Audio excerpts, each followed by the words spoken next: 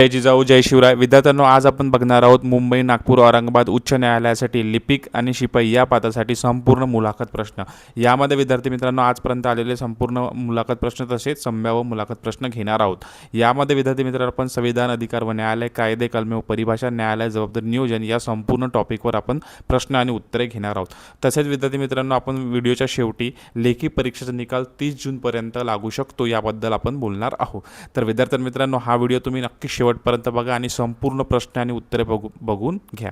तर विद्यार्थी मित्रांनो आपण चला सुरू करूया. प्रश्न पहिला आहे, तुम्हाला असा विचारू शकतो, न्यायालयातील महत्त्वाची फाईल हरवली तर तुम्ही काय कराल? तर विद्यार्थ्यांनो याचं उत्तर तुम्हाला असं द्यायचं आहे, सर्वप्रथम मी शांत राहून संबंधित ठिकाणी फाईल शोधण्याचा प्रयत्न करीन. फाईल मिळाली नाही तर तात्काळ वरिष्ठ अधिकाऱ्यांना माहिती देऊन त्याच्या मार्गदर्शनानुसार पुढील कारवाई करीन. तर विद्यार्थ्यांना तुम्हाला असं शॉर्ट आन्सर द्यायचा आहे. आपला आन्सर हे एकदम शॉर्ट असलं पाहिजे आणि अत्यंत महत्त्व आणि संक्षिप्त असलं पाहिजे. त्यानंतर बघूया विद्यार्थी मित्रांनो प्रश्न दुसरा आहे, कोर्ट परिसरात एखादी व्यक्ती गोंधळ घालत असेल तर तुम्ही काय कराल? तर याबद्दल तुम्हाला असं उत्तर द्यायचं आहे, मी त्या व्यक्तीला शांतपणे समजून सांगण्याचा प्रयत्न करेन. परिस्थिती नियंत्रणाबाहेर गेल्यास सुरक्षा कर्मचारी किंवा वरिष्ठ अधिकाऱ्यांना त्वरित कळवीन. तर विद्यार्थ्यांनो असं याचं उत्तर द्यायचं आहे.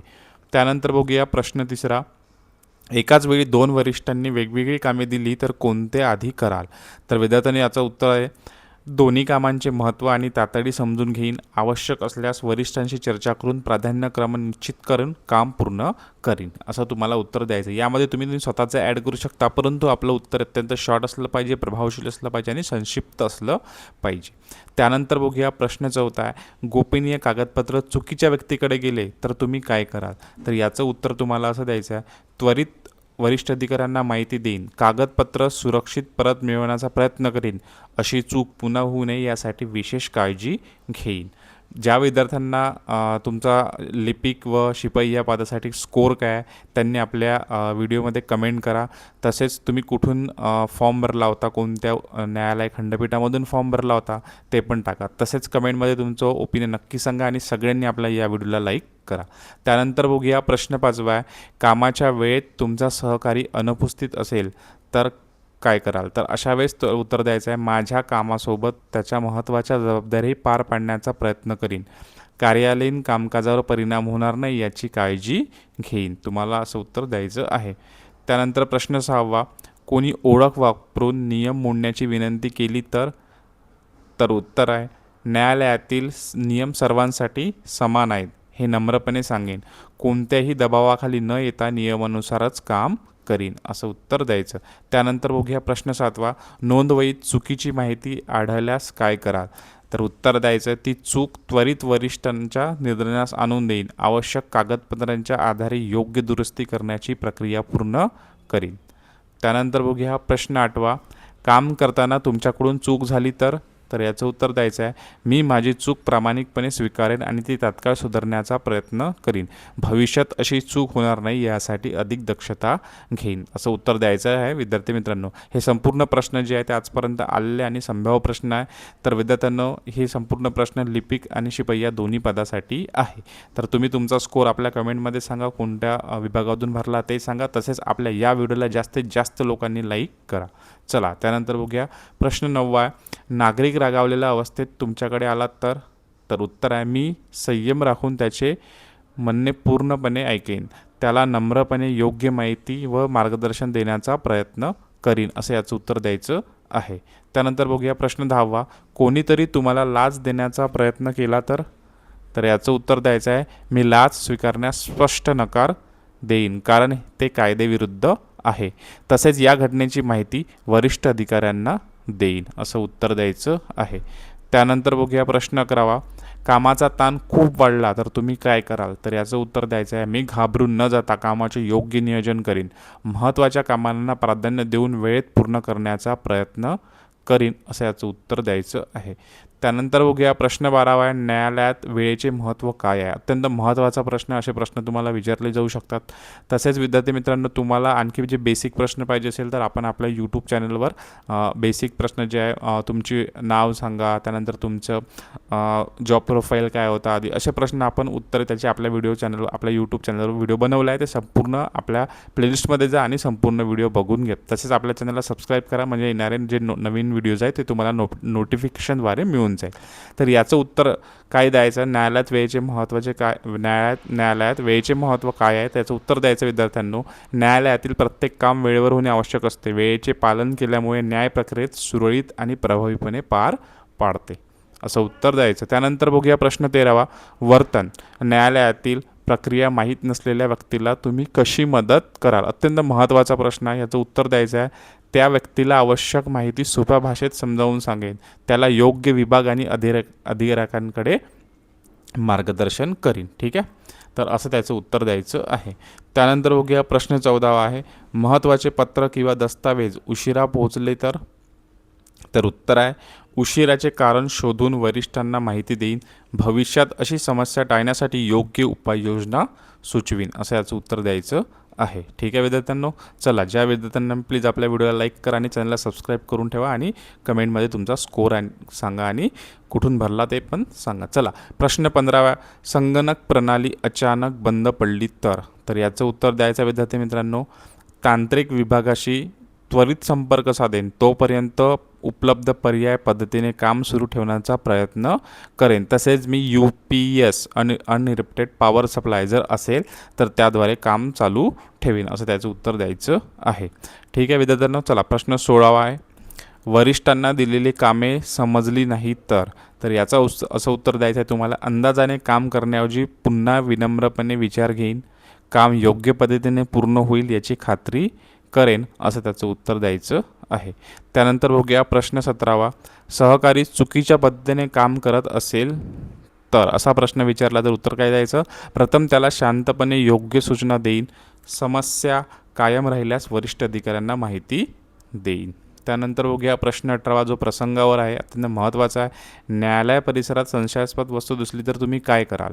तर याचं उत्तर द्यायचं आहे तुम्हाला, त्या वस्तूला हात लावणार नाही किंवा हलवणार नाही, त्वरित सुरक्षा विभाग आणि वरिष्ठांना माहिती देणे, असं उत्तर द्यायचं. त्यानंतर बघूया प्रश्न 19वा आहे की तुमच्यावर जर खोटा आरोप झाला तर तुम्ही काय कराल? तर उत्तर द्यायचं आहे, मी शांत राहून सत्य परिस्थिती स्पष्ट करीन, आवश्यक असल्यास पुरावे सादर करून माझी बाजू मांडीन, असं त्याचं उत्तर द्यायचं आहे.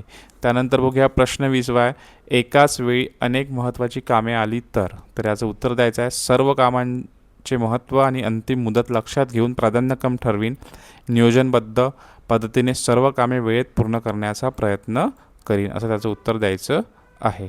त्यानंतर बघूया प्रश्न 21वा, त्याआधी सगळ्यांनी आपल्या व्हिडिओला लाईक करा, तसेच कमेंटमध्ये तुमचा स्कोरसुद्धा सांगा. 21वा प्रश्न आहे, नागरिकाला आवश्यक कागदपत्रांची माहिती नसेल तर तुम्ही काय कराल? तर उत्तर आहे, मी त्या व्यक्तीला आवश्यक कागदपत्रांची संपूर्ण माहिती नम्रपणे देईन, त्याचा वेळ वाचेल आणि प्रक्रिया योग्य पद्धतीने पूर्ण होईल याची काळजी घेईन. त्यानंतर बघूया प्रश्न 22वा आहे, शिस्तवर, जो की आहे, एखादी व्यक्ती नियम मोडून न्यायालयात प्रवेश करण्याचा प्रयत्न करत असेल तर तुम्ही काय कराल? तर याचं उत्तर द्यायचं आहे, मी त्या व्यक्तीला न्यायालयातील नियमांची माहिती देईन, नियमांचे पालन करण्यास सांगेन, आवश्यक असल्यास सुरक्षा कर्मचारी किंवा वरिष्ठ अधिकाऱ्यांची मदत घेईन, असं त्याचं उत्तर द्यायचं. त्यानंतर बघूया प्रश्न 23व्या विद्यार्थ्यांनो, की तुमच्याकडे नसलेली माहिती विचारली तर तुम्ही काय कराल? तर याचं उत्तर असं द्यायचं तुम्हाला, चुकीची किंवा अपूर्ण माहिती देणार नाही, संबंधित विभाग किंवा अधिकाऱ्यांकडे त्या व्यक्तीला योग्य मार्गदर्शन करीन, असं त्याचं उत्तर द्यायचं आहे. त्यानंतर बघूया प्रश्न 24वा आहे, काम पूर्ण करण्यासाठी अतिरिक्त वेळ द्यावा लागला तर याचं उत्तर असं द्यायचं आहे तुम्हाला, न्यायालयाचे काम महत्त्वाचे असल्यामुळे आवश्यक असल्यास अतिरिक्त वेळ काम करण्यास तयार राहीन, काम वेळेत पूर्ण होईल याला प्राधान्य देईन, असं उत्तर तुम्हाला द्यायचं आहे. तसेच विद्यार्थ्यांनो, ज्या विद्यार्थ्यांना या प्रश्नाची PDF पाहिजे असेल त्यांनी आपल्या यूट्यूब चॅनलवर जा, टेलिग्राम ग्रुप जॉईन करा. तसेच आपल्या या व्हिडिओवर तुम्ही कमेंटसुद्धा करू शकता. तसेच आपल्या इंस्टाग्रामवर जाऊन तुम्ही फॉलो करून ते पण तुम्ही PDF मागवू शकता. तसेच आपल्या या व्हिडिओला कमेंट करा की PDF हवी आहे, त्याच्यानंतर स्कोर टाका आणि आपल्या व्हिडिओला लाईक करा. तर चला प्रश्न 25वा आहे, गोपनीय माहिती कोणीतरी विचारत असेल तर तुम्ही काय कराल? तर त्याचं उत्तर असं द्यायचं आहे विद्यार्थ्यांनो, न्यायालयातील गोपनीय माहिती कोणाला देणार नाही. नियम व गोपनीयतेचे पालन करूनच वागेन, असं त्याचं उत्तर द्यायचं आहे. त्यानंतर बघूया प्रश्न 26वा आहे. तुम्हाला न्यायालयात काम का करायचे आहे? अत्यंत महत्त्वाचा प्रश्न. याचं उत्तर द्यायचं, न्यायव्यवस्थेचा भाग बनून समाजाची सेवा करण्याची माझी इच्छा आहे. प्रामाणिकपणे आणि जबाबदारीने काम करण्याची संधी इथे मिळेल, म्हणून मला न्यायालयात काम करायचे आहे. त्यानंतर बघूया प्रश्न 28वा. तुमची कुमकुवत बाजू कोणती? तर याचं उत्तर असं द्यायचं आहे, मी कामात अचूकता राखण्यात भर देतो, त्यामुळे कधीकधी जास्त वेळ लागतो, मात्र अनुभवातून मी वेळेचे व्यवस्थापन अधिक चांगले करत आहे, असं याचं उत्तर द्यायचं आहे. त्यानंतर बघूया विद्यार्थी मित्रांनो प्रश्न 29वा. स्वतःला 5 वर्षांनी कुठे पाहता? तर याचं उत्तर असं द्यायचं विद्यार्थ्यांनो, मी अधिक अनुभवी, जबाबदार आणि कुशल कर्मचारी म्हणून स्वतःला पाहतो. न्यायालयाच्या कामकाजात महत्त्वाचे योगदान देण्याचा माझा प्रयत्न असेल, असं याचं उत्तर द्यायचं. तसेच विद्यार्थी मित्रांनो तुमचा जो स्कोर आहे तो कमेंटमध्ये टाका की तुम्हाला किती स्कोर आहे लिपिक आणि शिपाई पदासाठी, तसेच तुम्ही कुठून फॉर्म भरला आहे, आणि तसेच आपल्या या व्हिडिओला लाईक करा आणि आपल्या चॅनलला सबस्क्राईब करून घ्या, म्हणजे आपण नेक्स्ट व्हिडिओ जो घेऊन येणार आहोत तो पण तुम्हाला पाहायला मिळेल. त्यानंतर बघूया प्रश्न 30वा विद्यार्थ्यांनो, तुम्हाला संघात काम करायला आवडते का? टीममध्ये काम करायला आवडते का? याचं उत्तर काय द्यायचं? होय, संघात काम केल्याने अधिक काम प्रभावीपणे पूर्ण होते. सहकाऱ्यांशी समन्वय ठेवून काम करणे मला आवडते, तर असं याचं उत्तर तुम्हाला द्यायचं आहे. तर विद्यार्थी मित्रांनो अशा प्रकारे आपण हे संपूर्ण प्रश्न आणि उत्तरे घेतले आहे. तर आता बघूया विद्यार्थी मित्रांनो निकाल कधी लागतो. तर विद्यार्थ्यांनो आपला जो लेखी परीक्षा दिली होती आपण लिपिक आणि शिपाई या पदासाठी, शिपाई आणि लिपिक पदासाठी आपण परीक्षा दिली होती. तर विद्यार्थ्यांनो याचा जो निकाल आहे तो निकाल 30 जूनपर्यंत लागण्याची अत्यंत दाट शक्यता आहे. कारण विद्यार्थी मित्रांनो जवळपास जी मागच्या वेळेस एक्झाम झाली होती त्या एक्झाममध्ये जवळपास विद्यार्थी मित्रांनो 1 ते 1.5 महिन्यानंतर लगेच रिझल्ट लागला होता, आणि 1.5 मंथमध्ये रिझल्ट लागला होता, आणि त्यानंतर स्किल टेस्ट झाली होती. परंतु जी मागच्या वर्षी डिसेंबरमध्ये एक्झाम झाली होती जवळपास जानेवारीच्या एंडिंगला रिझल्ट लागला होता. आता यावेळेस विद्यार्थी मित्रांनो आपली जी एक्झाम आहे यामध्ये वॅकन्सीज खूप मोठ्या आहे, त्यामुळे थोडा वेळ लागू शकतो, परंतु 30 जूनपर्यंत रिझल्ट लागून जाईल. त्यानंतर विद्यार्थी मित्रांनो तुमची जी आहे ते टायपिंग स्किल, लिपिक पदासाठी टायपिंग स्किल आणि शिपाई या पदासाठी तुमची स्वच्छता चाचणी होईल.